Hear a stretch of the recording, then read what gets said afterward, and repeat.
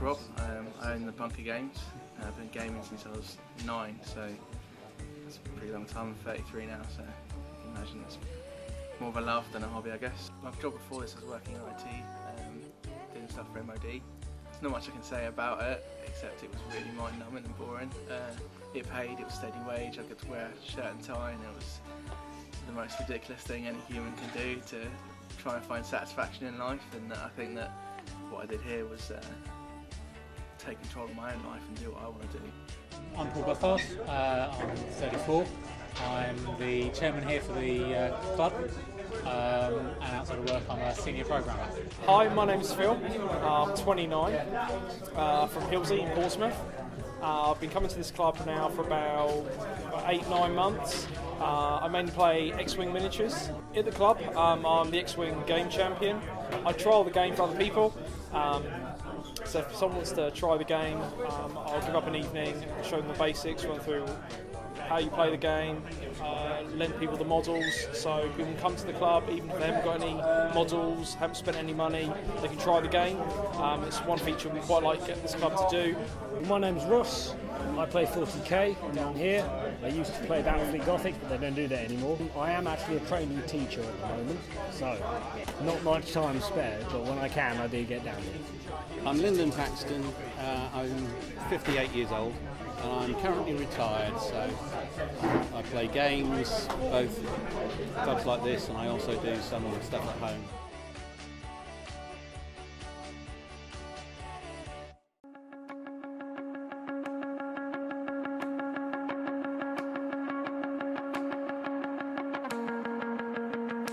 How do I get into the hobby?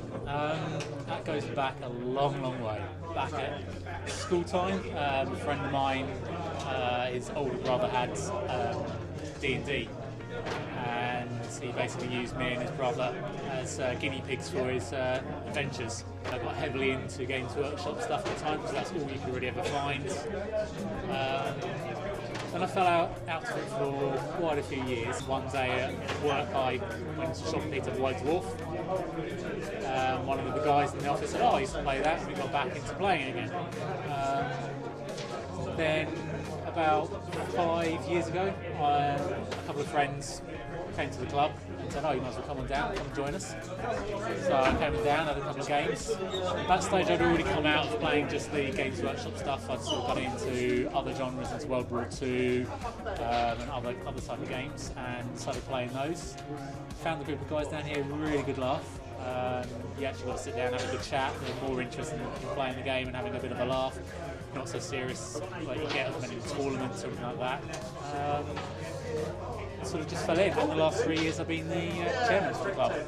In my local library I came across a book called War Games by Donald Featherstone, who's one of the original war gamers who really got the hobby started back in the sort of 60s.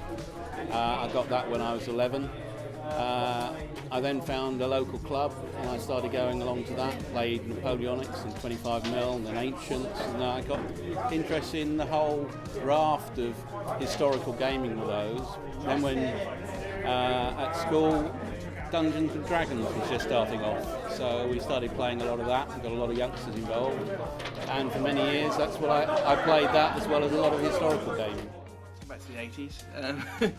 Basically, board gaming and stuff was, pretty much the only thing we had. I mean, we had like NESs and Mega Drives and stuff. Not everyone had them. Computer game wasn't really a thing yet. So we played board games. We would have physical toys and stuff. It was, a lot more face to face. There was no, believe it or not, no internet back then. We didn't have the chance to communicate with each other in any other way apart from face to face. A board game came out for me. It's called Space Crusade. I got it for Christmas. Sarah and my mates playing it, and there's miniatures, and I found out there's a larger world to this. The company that manufactures at Games Workshop, they had their own range of miniatures. I'm like, this is cool, where can I do that? I ended up going to a shop in Southsea and just bought a bunch of stuff and just haven't stopped from there. And it's one of those things, you start off on one thing and you realise how wide this world becomes, and before you know it, you're well involved.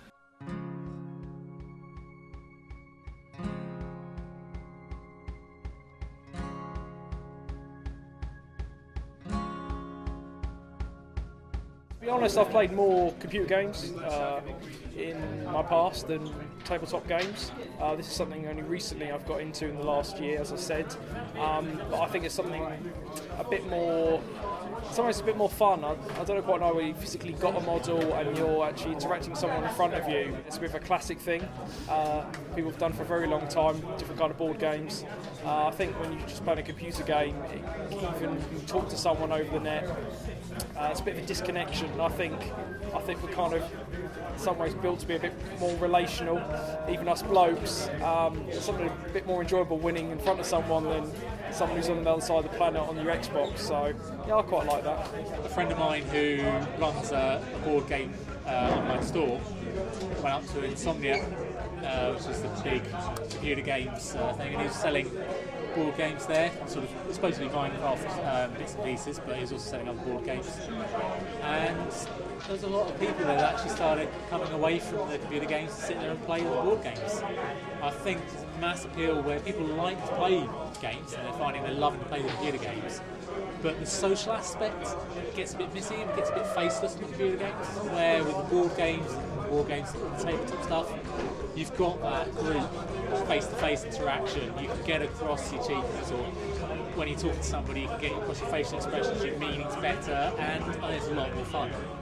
I think what technology and the media has done has built a much larger community. People and stuff play games in America, and they'll come up with a meta for the game, be it a card game, a miniatures game, and that will affect us over here because people pick up what they're playing and go, right, I can play that too. That's something I can do, and then that affects how we play locally. So the internet and stuff's allowing us to play a game that others are sort of creating and working on. You've got things like Kickstarter, which again is internet presence, but you look on there and the majority of the stuff on there is board games. People want to make board games, people enjoy board games. You go from there, you look at a TV show Tabletop. Will Wheaton does that from Star Trek. Sits there playing board games. I try and order those board games in the week after that he's talked about and they're gone. So I find the media and the idea of computer games and that kind of stuff sort of helps expand the universe that we live in, because I play computer games as well, and there's things I see in there and I'm like, I want a model of that, I want to read a comic book about that, I want to see more of that, I want to see look at it rather than just see it on the screen. I want it physically to be there. Most of the people here do play video games. The thing is with a video game is that you buy it, it's 30 quid, you play the game once, perhaps you use it a few times online, then it will get upgraded and you'll probably just move on to something else. If you buy a model here, no matter how expensive it is, granted some of them do get expensive, you can use it again and again. So it's not just, okay, you built it, you painted it, that's it. You get to use it again and again and again. So I wouldn't say that it competes, not necessarily. The main thing I get out of running the club is helping to promote and grow the hobby for everybody else. I enjoy the hobby primarily just for relaxation. I don't play it for the winning of the games, I play it more for the social side of things. And I want to see other people do that as well. So when I first started in the sort of chairmanship role in the council of the club, it was not so much the board gaming side of the club, more just wargaming, and we managed to grow it from there. And we've got a few more members coming in from that, and it's about opening up, making it more accessible to everybody else. I get to be my own boss, chill out, not listen to the man shit, so to speak, working for people that really don't appreciate you. I'm sure as you grow up in life you'll find that certain things aren't going to be great when you work for people, but being your own boss is really fulfilling. You're doing your own thing, being able to create and work towards something that isn't controlled by someone else's narrow vision or lack of creativeness. I've always liked the construction of models, I like the painting as well, but mostly with the games like this, is rather than something you build it and you put it on the shelf, you get to interact with other people who are interested in it, so it's different to something that you would normally just look at and just play with once. You just keep getting to use it over and over again. I get a lot of enjoyment out of it, but there's other elements that come into it. There's the visual aspect, especially with historical games. The fact that you can actually recreate battles. with some of the rules I play, you can actually fight whole battles with them. But the other thing is, it's actually social interaction with other people.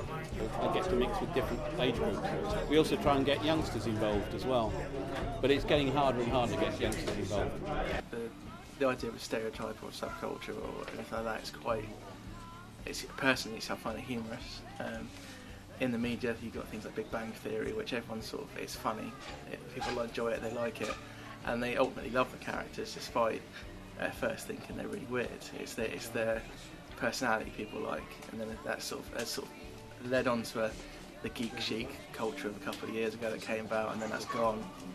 Similar games like Dungeons and Dragons, people will automatically think of some specky nerd. But a lot of the guys here, average guys, average day jobs, they play. Just a bit of fun. It does get an unfair rap. And although places like Games Workshop do a fantastic job of getting people into it, being on the high street and showing it, they also just more cater to the younger audience as well. There's so much more going on there. A lot of the other sides of the gaming just don't get shown. So people on the high street don't generally see more than just a bunch of kids in the shop playing. So yeah, I think it's fair to say there's a lot of misrepresentation of the hobby. But it has grown, it has changed, and I think there is a slight turning point. You know, you do get prejudice in this world. You get people who point their finger and look for a difference in someone and give that as a reason to bear them ill will. But in this day and age, you know, I find people are far more accepted than they were when I was 12, 13, listening to Nirvana. You know, I was in a school and I had it was 2-3 people who were into rock music, and these days everyone's into rock music. So I think, you know, in this environment, people do find that they have, especially younger people, that they are part of a subsector, a subculture, and they're outside. They can't be themselves. It's not a reality in society that they can't be comfortable. They just feel that way. So they have to come somewhere like this and be who they want to be and be how they want to be. And if that's what does it for them, I'm happy we can put it on for them, because everyone that comes in there is a good person, and everyone out there is a good person. I would say a lot of people do not understand what it's about until they try it. So it's not OST. Don't knock it before you try it. It is actually a really, really fun thing, so long as you're doing it with other people. And it gets you outside. So rather than something like Pure Games, you're essentially doing the same thing, but this way you're doing it with other people, face to face.